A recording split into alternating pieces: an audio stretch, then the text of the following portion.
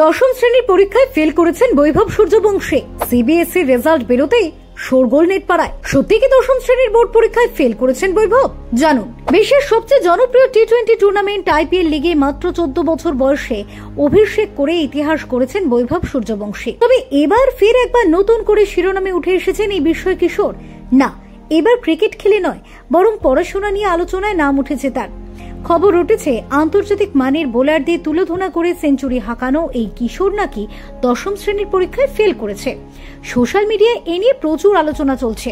IPL এ বড় বড় বোলারদের শাসিয়ে 100 রান করা বৈভবকে সোশ্যাল মিডিয়ায় মজা করে বলা হচ্ছে তিনি পড়াশোনায় জিরো। কিন্তু এই খবর কি আদৌ সত্যি? সম্প্রতি সিবিএসই বোর্ডের ফল প্রকাশিত হয়েছে, আর এরপর কিছু মজাদার মিম ভাইরাল হয়েছে, যেখানে বলা হয়েছে বৈভব ফেল করেছে এবং এখন তিনি বোর্ডের বিরুদ্ধে ডিআরএস চাইবেন। তবে থার্ড আম্পায়ার ঠিক করবেন তিনি পাস না ফেল। কিন্তু আইপিএল এর সবচেয়ে দ্রুত সেঞ্চুরি করা এই ব্যাটার কি সত্যিই পড়াশোনায় পিছিয়ে পড়েছেন? না, বৈভব সূর্যবংশী দশম শ্রেণীতে ফেল হওয়ার খবর পুরোপুরি ভুয়ো। কারণ তিনি দশম শ্রেণীর পরীক্ষাই দেননি। বর্তমানে বৈভব নবম শ্রেণীতে পড়ছেন। ফলত বোর্ডের রেজাল্ট নিয়ে যেসব কথা হচ্ছে তা নিছক গুজব এবং ভিত্তিহীন।